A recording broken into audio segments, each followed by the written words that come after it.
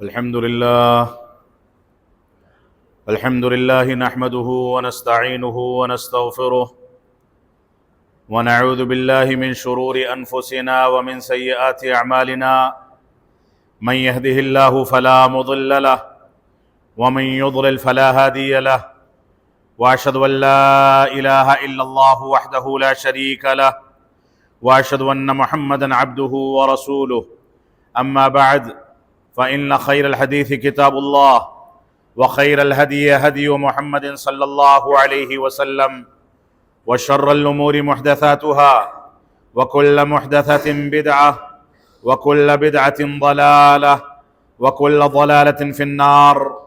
فأعوذ بالله السميع العليم من الشيطان الرجيم بسم الله الرحمن الرحيم إن الله يأمركم أن تؤدوا الأمانات إلى أهلها وإذا حكمتم بين الناس أن تحكموا بالعدل وقال النبي صلى الله عليه وسلم إذا ضيعت الأمانة فانتظر الساعة۔ محترم سامعین کرام، بزرگان دین، نوجوانان ملت اسلامیہ اور خواتین اسلام، اللہ رب العالمین نے مسلمان ہونے کی حیثیت سے ہم پر جس سب سے بڑی امانت کی ذمہ داری ڈالی ہے وہ ہمارے اسلام کی ذمہ داری ہے۔ ہمیں اس بات کا مکلف بنایا گیا کہ ہم اللہ رب العالمین کو پہچاننے اور دین اسلام کی حقیقت کو سمجھنے کے لیے وہ سارے کے سارے وسائل اختیار کریں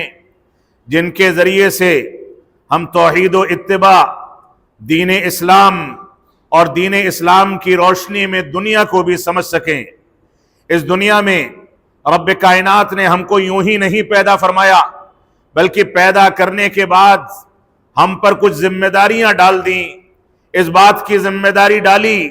کہ ہم صرف اللہ رب العالمین کی عبادت کریں، کیونکہ ہم اسی مقصد کے لیے اس دنیا میں پیدا کیے گئے ہیں۔ رب کائنات نے پیدا کرنے کے بعد ہم پر یہ بھی ذمہ داری ڈالی کہ ہم اس بات کو سمجھیں کہ توحید کا تقاضا کیا ہے، اتباع رسول کا مفہوم اور تقاضا کیا ہے، صحابہ کرام کا مقام کیا ہے۔ ہم کو مسلمان بنایا اور مسلمان بنا کر کے اس بات کا مکلف بنایا کہ ہم اس امانت کا مکمل خیال کریں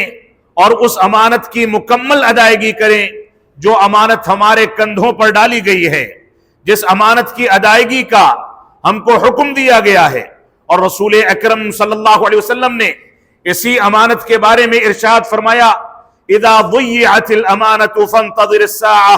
اے لوگوں سن لو، جب امانت ضائع کر دی جائے گی، نااہلوں کو اہل بنا کر کے ذمہ داریاں سونپ دی جائیں گی، غیر علماء عالموں والی ذمہ داری اٹھا کر کے فتوے دیں گے، جب یہ امانت ضائع ہو جائے گی کہ جو جس فن کا نہیں ہے اس فن میں گھس کر کے مسلمانوں کو گمراہ کرے گا، جب یہ امانت ضائع ہو جائے گی کہ کہیں کوئی جس ذمہ داری پر فائز نہیں اس ذمہ داری کو اٹھانے کے لیے آگے بڑھے گا، جب یہ امانت ضائع ہو جائے گی کہ انسان کے پاس مال و دولت رکھا جائے اور وہ اس میں خیانت کرے، انسان سے مشورہ لیا جائے وہ مشورے میں امانت دار نہ ہو، انسان سے رائے لی جائے وہ غلط انداز کی رائے دے، اور ہمارے معاشرے اور مسلمانوں کی پوری کمیونٹی کی جو صورتحال ہے وہ یہی ہے کہ جہاں جس امانت کی ادائیگی ہونی چاہیے اس امانت کو ضائع کرنے میں مسلمان سب سے آگے نظر آتا ہے۔ یہ امانت چاہے توحید کی امانت ہو، توحید کی امانت کے تحت ہماری ذمہ داری ہے کہ ہم رب کائنات کو پہچانیں، اس کی ربوبیت کو پہچانیں، اس کی الوہیت کو پہچانیں، اس کے اسماء و صفات کو پہچانیں، لیکن توحید کو چھوڑ کر کے مسلمانوں نے وسیلے کے نام پر، شخصیت پرستی کے نام پر، اندھی تقلید شخصی کے نام پر، اغیار کے فتووں کو فالو کرنے کے نام پر، اور نہ جانے کون کون سی چیزیں امانت میں خیانت کر کے نااہلوں کی طرف منسوب کر دی، جس کے نتیجے میں ہماری دنیا بھی تباہ ہو گئی اور آخرت بھی تباہ ہو گئی۔ تو رسول اکرم صلی اللہ علیہ وسلم نے فرمایا جب یہ امانت ضائع ہو جائے گی، ضائع کر دی جائے گی تو فانتظر الساعہ، اب کوئی حل نہیں ہے، کوئی امکان نہیں ہے کامیابی کا اب تم بیٹھ کر کے ہاتھ پہ ہاتھ دھر لو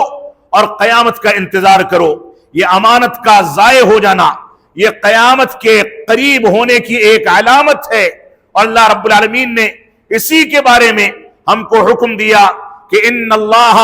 یأمرکم ان تؤدوا الامانات الی اہلہا۔ اے لوگو سن لو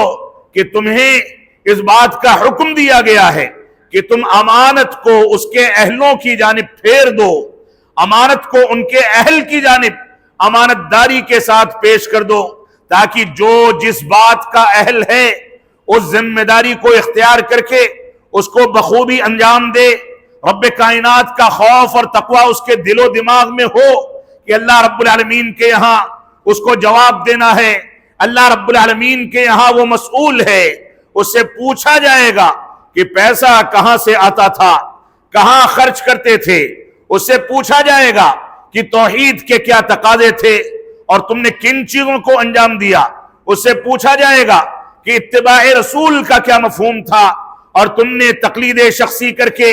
اتباع رسول کو کہاں کہاں نقصان پہنچایا، اس سے پوچھا جائے گا کہ کس کے پاس علم کی امانت تھی اور کن لوگوں کی ذمہ داری تھی کہ لوگوں کی رہنمائی کریں اور تم نے کن لوگوں کی جانب رجوع کیا۔ یہ دنیا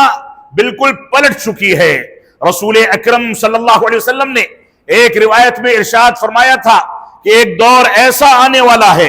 ابو ہریرہ رضی اللہ تعالیٰ عنہ راوی حدیث ہیں، کہتے ہیں کہ اللہ کے نبی صلی اللہ علیہ وسلم نے ارشاد فرمایا سیأتی علی الناس سنوات خداعات، کہ عن قریب لوگوں کے درمیان ایسے سال اور ایسے ایام آئیں گے جو دھوکہ دھڑی والے ایام ہوں گے۔ آج کے دور میں ہم نے اپنے علم کو علماء سے سیکھنے کے بجائے غیروں سے سیکھنا شروع کر دیا۔ کوئی ڈاکٹر اپنی ڈاکٹری چھوڑ کر کے علم کی ذمہ داری اٹھاتا ہے،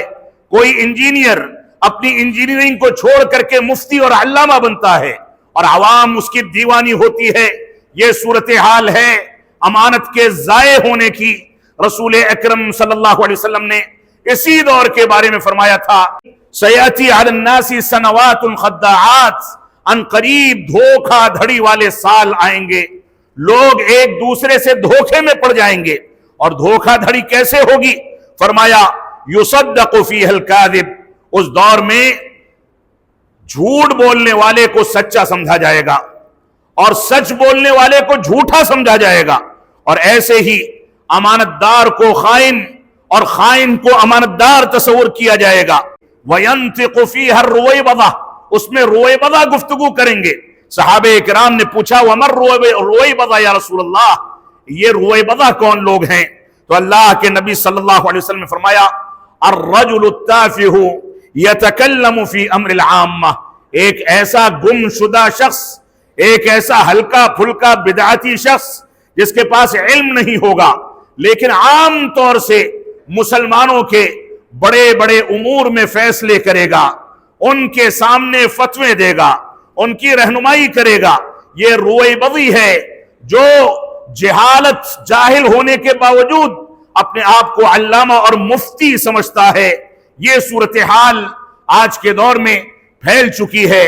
مسلمانوں نے، ہمارے نوجوانوں نے، ہم میں کے اکثریت نے اپنے گوگل کو، اپنے موبائل فون کو،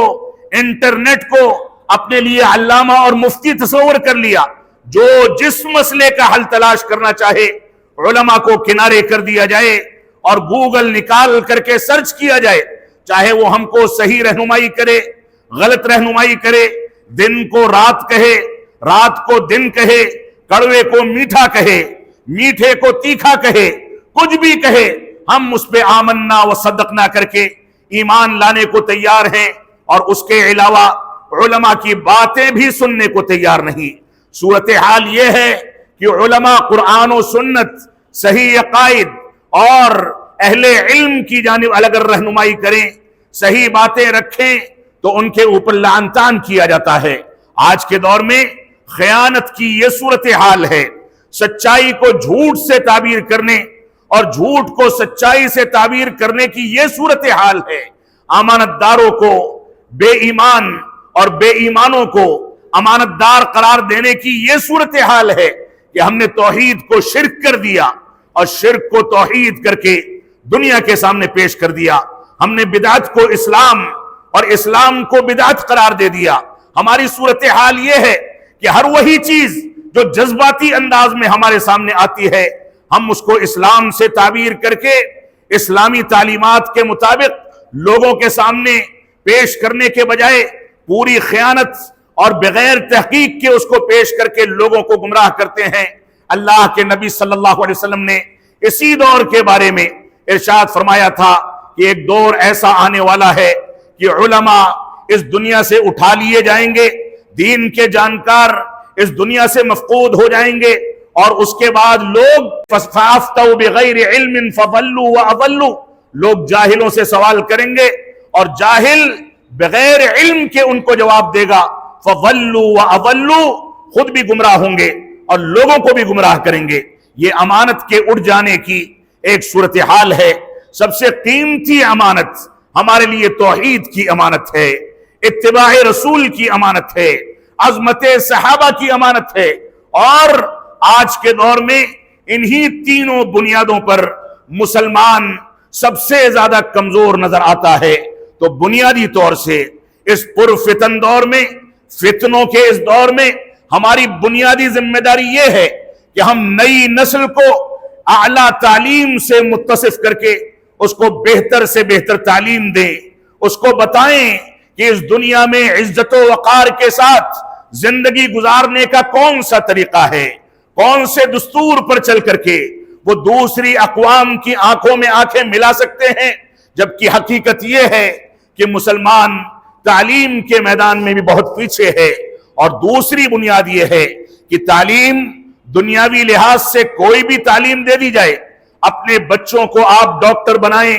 انجینئر بنائیں اور ایسے ہی سائنٹسٹ بنائیں, دنیا کی کوئی بھی تعلیم دے دیں, وہ اوج ثریا پر پہنچ جائیں,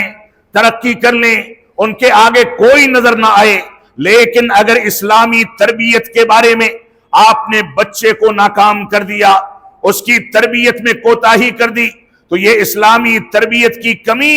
اس کو کہیں نہ کہیں توحید کے باب میں ٹھوکر مار کر کے شیطان کی تقلید کے نتیجے میں شرک پر لے جا کر کے کھڑا کر دے گی. یہی اسلامی تربیت ہے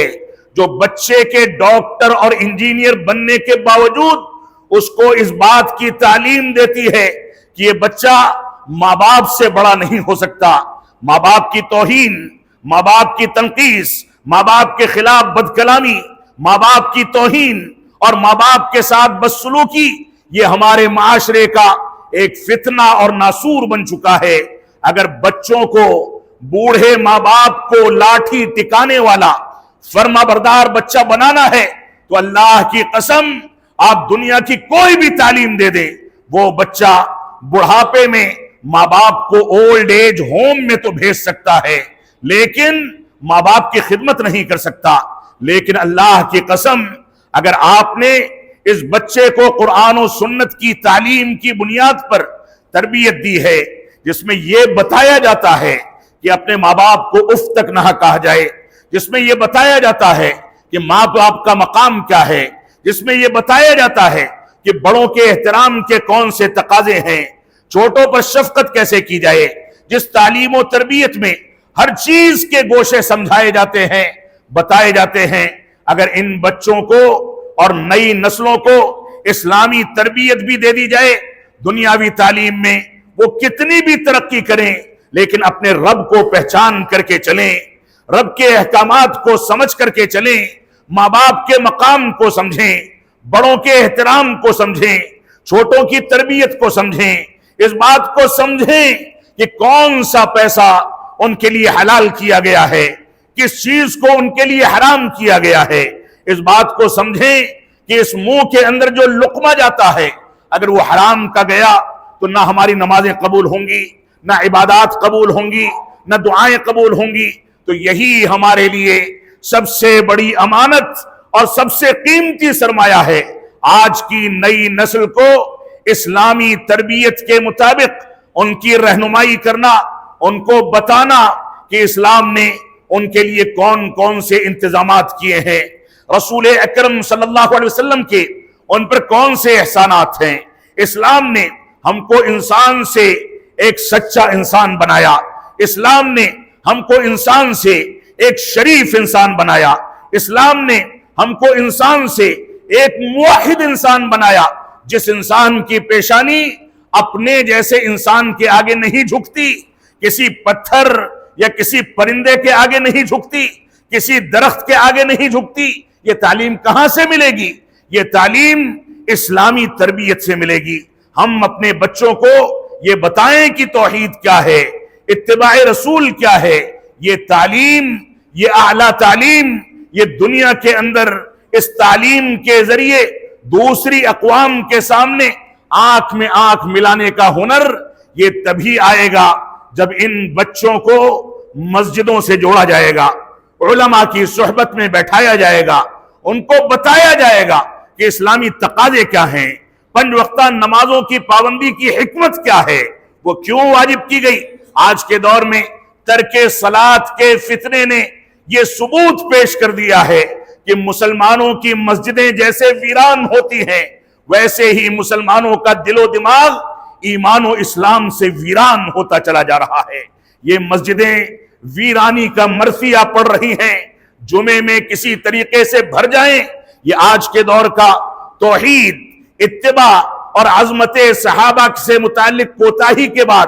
سب سے زیادہ خطرناک فتنہ ہے کہ ہمارے گھرانوں میں ہم بے نمازی بچوں کو کھانا پینا مہیا کریں، ان کے لیے کمائیں، ان کے آگے پیسہ رکھیں، ان کی تعلیم پر خرچ کریں، اور خرچ کرنے کے بعد ان کی زندگی سنور جائے وہ ماں باپ کو ڈھکیل کر کے باہر کر دیں اور یہیں پر بس نہ ہو جائے، بلکہ آخرت میں انہی بچوں کے بارے میں ہم سے سوال بھی کیا جائے کہ تم تو نماز پڑھتے تھے، تمہارے بچے نہیں پڑھتے تھے، تم تو عبادت گزار تھے، تمہارے بچے مسجدوں کو ویران کرتے تھے۔ کیا جواب بن پڑے گا؟ آج کے دور میں تعلیم کی کمی اور اسلامی تربیت کے فقدان نے ہم کو کہاں لا کر کے کھڑا کیا ہے۔ ہم کو اس بات پر غور و تدبر کرنا چاہیے۔ لہذا ہماری یہ ذمہ داری ہے کہ دین کو سمجھنے کے لیے، دنیا کے آگے آنکھ میں آنکھ ملانے کے لیے اعلیٰ تعلیم بھی حاصل کریں اور اسلامی تربیت کے ضوابط کے مطابق زندگی گزاریں، تاکہ ہم توحید کو سمجھ سکیں، اتباع رسول کو سمجھ سکیں، منہج صحابہ کو سمجھ سکیں، نمازوں کو ترک کرنے والے نہ بنیں۔ کون کون سے ایسے فتنے ہیں جو فتنے ہماری صفوں میں داخل نہیں ہو رہے؟ الحاد کے فتنے نے ہمارے گھرانوں کو اچک کر کے تباہ و برباد کر دیا، لبرلزم کے فتنے نے ہم کو تباہ و برباد کر دیا، ہمارے گھرانوں کی بچیاں اور بچے مرتد ہو کر کے ارتداد کے فتنے کو بڑھاوا دے رہے ہیں۔ ترک صلاۃ کا فتنہ اپنی جگہ پر گھر کے بڑوں اور چھوٹوں سب کے اندر گھس چکا ہے، اور لوگ یہ سمجھتے ہیں کہ بڑھاپے میں حج کر لیں گے، نمازیں ادا کر لیں گے، وہی عبادتیں ہمارے لیے کافی ہوں گی۔ معاف فرمائیں گے، یہ دین کوئی حلوہ نہیں ہے کہ آپ نے جب چاہا اس کو گھولا اور سٹک لیا۔ رب کائنات نے اس دین کی امانت ہمارے کندھوں پر ڈالی ہے، اور اس امانت کے بارے میں آخرت میں ہم سے سوال ہونے والا ہے۔ ہم سے پوچھا جائے گا کہ تم نے امانت کی ادائیگی کی، اس کے سلسلے میں ذمہ داریوں کو نبھایا یا نہیں نبھایا۔ آج کے دور میں ولا اور برا کے فقدان کا فتنہ مسلم گھرانوں میں ہر گھر کے اندر داخل ہو چکا ہے۔ مسلم حکام کو گالیاں دینا، جو توحید و اتباع کی تنفیذ کرتے ہیں ان کے اوپر لعن طعن کرنا، مسجد اقصی کے قضیے نے مسلمانوں کو اندر سے کھوکھلا کر کے رکھ دیا ہے۔ اور بعض اسلاف کہتے ہیں کہ فتنوں کے دور میں انسان کے اندر کا چور نکل کر کے باہر آ جاتا ہے، وہ پہچان لیا جاتا ہے کہ اندر کیا چیز پلتی تھی، اوپر سے کیا کہتا تھا۔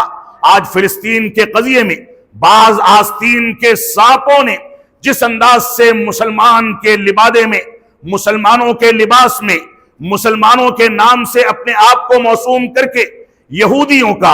اور رافضہ کا ساتھ دے کر کے خود مسلمانوں کے قتل عام کا سامان پیدا کیا ہے۔ آج ہمارے درمیان ایسے افراد موجود ہیں جو ان کو شہید قرار دیتے ہیں، ان کے لیے سارے دنگے اور ہر قسم کا واویلا کھڑا کرتے ہیں۔ یہ علم کی کمزوری، حقائق سے نابلدی اور حقائق سے دوری کا سب سے بڑا ثبوت ہے جو ہم نے پیش کر دیا ہے۔ آج کے دور میں ولا اور برا کے فقدان کا ایک فتنہ، سود خوری اور حرام خوری کا فتنہ، شرک باللہ کا فتنہ، بدعات و خرافات کا فتنہ، فیمنزم کا فتنہ، ہم جنس پرستی کا فتنہ، زناکاری کا فتنہ، بے حیائی اور بے پردگی کا فتنہ، اور نہ جانے کون کون سے فتنے ہیں جنہوں نے ہمارے معاشرے کو دبوچ کر کے تباہ و برباد کر دیا۔ ہماری کل زندگی اس بات کی ترجمانی کرتی ہے کہ ہمارے پاس کون سا کیمرہ ہے، کیسا ویڈیو بنا سکتے ہیں۔ کل زندگی اس بات کی ترجمانی کرتی ہے کہ ہم کتنی چمک دمک اختیار کر سکتے ہیں۔ کل زندگی اس بات کی ترجمانی کرتی ہے کہ کس کے پاس مال و دولت کتنا ہے، چاہے کسی کے کندھے پر چڑھ کر کے، کسی کے حقوق کو مار کر کے وہ مال و دولت کمایا گیا ہو۔ اس بات کی ہم کو پرواہ نہیں۔ جو جتنا مالدار ہے وہ میڈیا کو اتنا خریدتا ہے، جو جتنا مالدار ہے وہ دنیا کے سامنے جھوٹ کو سچ کے طور پر پیش کرنے میں اتنا ماہر ہے اور دنیا کو دھوکے میں ڈالتا ہے۔ اس وجہ سے حقائق کو سمجھنے کی ضرورت ہے۔ اس بات کی ضرورت ہے کہ ہم جہاں ایک جانب اعلیٰ تعلیم حاصل کر کے اپنے بچوں کو، اپنی بچیوں کو اس سے مستفید ہونے کا موقع دیں، اور بچیوں کے بارے میں بالخصوص یہ ضابطہ بنایا جائے کہ جس تعلیم میں بے پردگی ہو، بے حیائی ہو، جو تعلیم اسلام کی تعلیمات سے دور لے جانے والی ہو، یہ تعلیم فتنہ ہے۔ ایسی تعلیم کی ہم کو ضرورت نہیں، لیکن بچیوں کو اعلیٰ تعلیم پردے کے ماحول میں دینے کی ذمہ داری مسلمان قوم کے کندھوں پر عائد ہوتی ہے کہ ان کے لیے اچھے کالجز بنائے جائیں، اچھے اسکول بنائے جائیں، ان بچیوں کے لیے تعلیم و تربیت کا انتظام کیا جائے۔ لیکن ہمارے ملک کی آزادی کو ایک طویل مدت گزر چکی ہے، تقریباً 1 صدی چند سالوں میں ہو جائے گی، اس کے باوجود ہمارے قائدین کہاں بیٹھے ہیں؟ کون سے تعلیم کا بندوبست کیا گیا؟ کون سی چیزوں کا بندوبست کیا گیا؟ چند مدارس ہیں بیچارے، وہ بھی ٹوٹے پھوٹے انداز میں چل کر کے کسی حد تک اللہ رب العالمین کی وحدانیت، رسول اکرم صلی اللہ علیہ وسلم کی رسالت اور صحابہ کرام کی عظمت کا درس دیتے ہیں، تو مسلمان ان کو نکاح اور جنازے تک محدود کر کے چلتا ہے۔ یہ علماء، یہ مولوی بیچارہ جو ان کی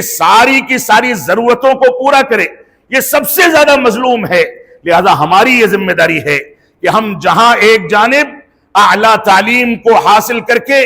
دنیا کی آنکھوں میں آنکھیں ملانے کا ہنر سیکھیں، وہیں دوسری جانب علماء کی تربیت میں بیٹھ کر کے اسلامی تربیت کے خد و خال کو، اس کے ضوابط کو سیکھ کر کے اپنے بچوں کو سچا مسلمان بنائیں۔ یہ ہماری بنیادی ذمہ داری ہے۔ ہماری ذمہ داری ہے کہ ہمارے اندر وہ شناخت پیدا ہو جس شناخت کی بنیاد پر ہم یہ سمجھ سکیں کہ توحید کیا ہے۔ اگر ہمارے اندر توحید کی شناخت ہوتی، توحید کی بنیادیں ہوتی، تو آج کی پوری رات دیوالی کے پٹاخوں میں مسلمان بچے نہ گزارتے۔ معاف فرمائیں گے، ہم نے اپنے ایمان کو بیچ دیا ہے، اپنے آپ کو تباہ کر دیا ہے۔ صورتحال یہ ہے کہ مسلم علاقوں کا آپ جائزہ لے لیں، شراب کی جتنی بوتلیں عید الفطر اور عید الاضحیٰ کی راتوں میں ان علاقوں سے اٹھا کر کے کباڑیوں کو بیچی جاتی ہیں، شاید کہیں نہ بیچی جاتی ہوں۔ اس شراب نے، بیڑی سگریٹ نے، نشہ آور چیزوں نے، جو سب کی سب حرام ہیں، چاہے تمباکو ہو وہ بھی حرام، بیڑی سگریٹ ہو وہ بھی حرام، ایسے ہی گل کیا جائے وہ بھی حرام۔ کوئی اس کو مکروہ کہتا ہے تو اسے اپنے دماغ کا علاج کرنا چاہیے۔ میرے نبی نے اس کو حرام کیا ہے۔ شراب بھی حرام اور تھوڑا بہت نشہ پیدا کرنے والی چیزیں بھی حرام۔ ان حرام چیزوں نے ہمارے اس سرمایے کو، جو سرمایہ نئی نسل کی تربیت اور معاشرے کی تقویت کے لیے استعمال کیا جانا چاہیے تھا، وہ پورا کا پورا سرمایہ دوسری جانب چلا گیا۔ ہماری صحت برباد ہو گئی، جبکہ رسول اکرم صلی اللہ علیہ وسلم کا فرمان ہے المؤمن القوی خیر من المؤمن الضعیف، کہ ایک قوی اور تندرست مسلمان یہ کمزور اور بیمار مسلمان سے کہیں زیادہ بہتر ہوتا ہے۔ رب کائنات اس کو پسند فرماتا ہے، لہذا ہماری زندگی میں وہ تمام کے تمام وسائل ہونے چاہیے جن کی بنیاد پر ہم قوی مومن بن سکیں، نشہ آور چیزوں کو چھوڑا جائے، تعلیم و تربیت میں ایک مضبوط دماغ کے استعمال کے لیے صبح سویرے بیداری کی عادت ڈالی جائے، سویرے کے وقت میں نمازیں چھوڑ کر کے جو لوگ پڑے رہتے ہیں ان کی عادتیں تبدیل کی جائیں۔ مسلم معاشرے میں آپ دیکھیں ہمارے ہوٹل، ہمارے نکڑوں کے قہوہ خانے اور چائے کی دکانیں، نشہ کرنے کے پان کے نکڑ اور یہ ساری کی ساری چیزیں رات میں 1-2 بجے تک کھلیں گے، لیکن صلاۃ فجر میں اگر کوئی نکلے گا تو اس کو یہ محسوس ہو جائے گا کہ کوئی اٹھنے والا نہیں، ایک آدمی اس گلی سے نکل گیا، دوسرا وہاں سے نکل گیا، ویران پڑی ہیں مسجدیں۔ یہ کون سی ترجمانی ہے؟ یہ کون سا اسلام ہے جس کو ہم نے تبدیل کر کے رکھ دیا؟ رب کائنات ہم کو قرآن و سنت کے مطابق صحیح انداز سے زندگی کو ڈھالنے کی توفیق عطا فرمائے۔ اللہ رب العالمین ہم کو توحید کی امانت کو، اتباع رسول کی امانت کو، عظمت صحابہ کی امانت کو، دین اسلام کی امانت کو تحفظ فراہم